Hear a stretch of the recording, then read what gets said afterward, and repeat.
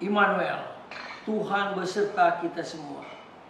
Kembali bertemu dengan saya, Pendeta Jonathan F. Rukulalang, pada hari Minggu, tanggal 27 November tahun 2022. Mari kita minta pertolongan Roh Kudus untuk pembacaan dan pemberitaan firman Allah. Mari berdoa. Tuhan Yesus, kami sangat membutuhkan firman-Mu. Itulah sebabnya urapilah hamba-Mu dengan kuasa Roh yang Kudus, dan juga para pendengar yang akan mendengarkan firman Tuhan ini. Tuhan juga mengurapinya dengan kuasa Roh Kudus, dan Roh Kudus memampukan kami untuk kami meyakininya dan melaksanakan dengan baik. Berfirmanlah karena kami sudah siap untuk mendengarkan firman-Mu. Dalam kasih dan pengampunan Kristus kami berdoa. Amin. Mari kita baca firman Tuhan yang diambil dari Injil Markus pasal 6 ayat 45 sampai dengan 52.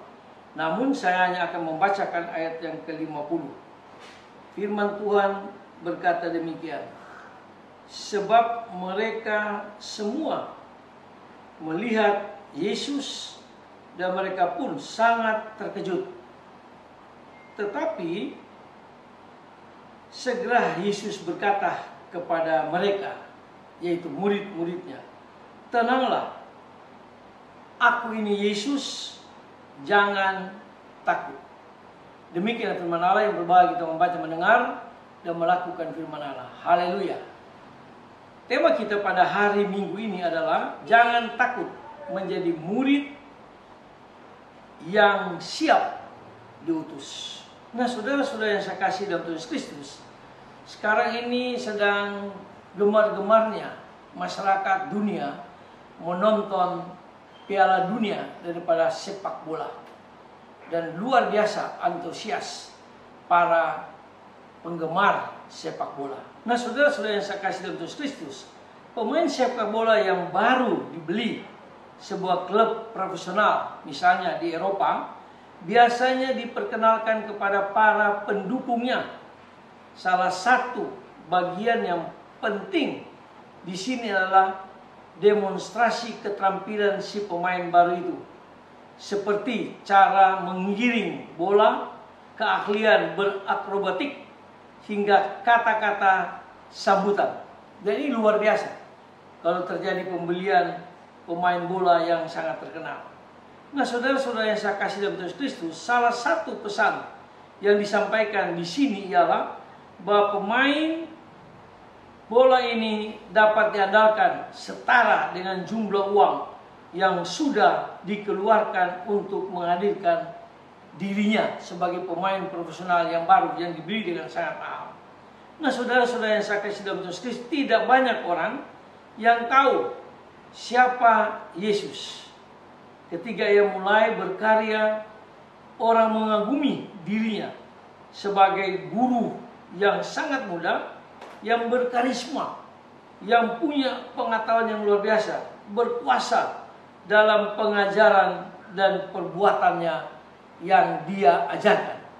Jadi Yesus dia ajarkan, lalu dia berbuat seperti apa yang dia ajarkan. Nah, saudara-saudara yang saya kasih dalam Tuhan Kristus, maka mujizat seperti meredakan badai di dalam danau Genesaret menunjukkan sisi kehadirannya yang tidak muncul dalam kesempatan biasa. Dengan mujizat ini paling kurang orang terdorong untuk merenungkan siapakah Yesus itu. Nah, renungan ini bisa menghantar keputusan yang lebih besar, yakni menjadi murid Yesus dan tidak takut untuk siap diutus di manapun mereka pergi demi untuk masa depan mereka. Nah, saudara-saudara yang saya kasih dalam Tuhan Kristus, kita perlu lebih peka membaca tanda-tanda kehadiran Tuhan Yesus melalui latihan-latihan rohani yang baik.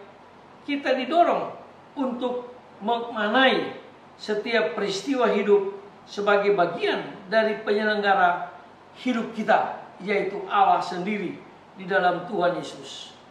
Nah, kemudian kita mengemudi dengan baik dan lancar di jalan, sehingga tiba di tempat tujuan dengan selamat, karena kita dipimpin oleh Tuhan kita Yesus Kristus.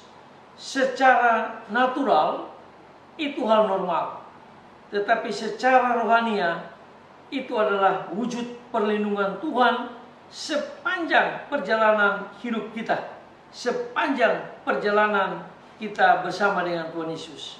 Nah, saudara-saudara yang saya kasih dalam Tuhan Kristus, dimensi ini tidak akan muncul jika kita tidak melihat dan tidak menerima Tuhan Yesus sebagai penyelenggara hidup kita, sebagai juru selamat kita, sebagai Allah yang senantiasa menyertai kita. Nah, saudara-saudara yang saya kasih dalam Tuhan Kristus, seperti yang saya katakan tadi, pemain sepak bola yang dibeli dengan harga mahal, maka dia pun akan mempersembahkan sesuatu yang sangat mahal. Nah, Tuhan Yesus sudah membeli kita, tak kala dia mati, bangkit, dan dia pulang ke surga. Itu yang disebut agorazo. Dia beli kita dari pasar dosa, di ek agorazo, artinya dia beli kita dari lumpur dosa, dari pasar dosa, lalu dia mengutus kita untuk menyampaikan berita Injil kepada siapapun yang kita temui. Karena juru selamat satu-satunya di dunia adalah Tuhan Yesus yang sudah berkorban bagi kita, dan dia sudah beli kita untuk menjadi muridnya dan menjadi utusan di dalam nama Tuhan Yesus. Mari kita menjadi murid Yesus, dan jangan takut kalau kita siap untuk diutus kemanapun Tuhan kehendaki kita pergi untuk memberitakan Injil Tuhan Yesus Kristus.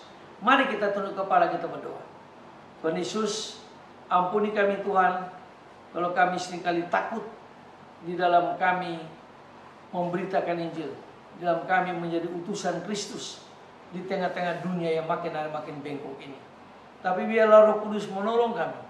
Roh Kudus memberikan keberanian pada kami, supaya kami berani menyampaikan berita Injil.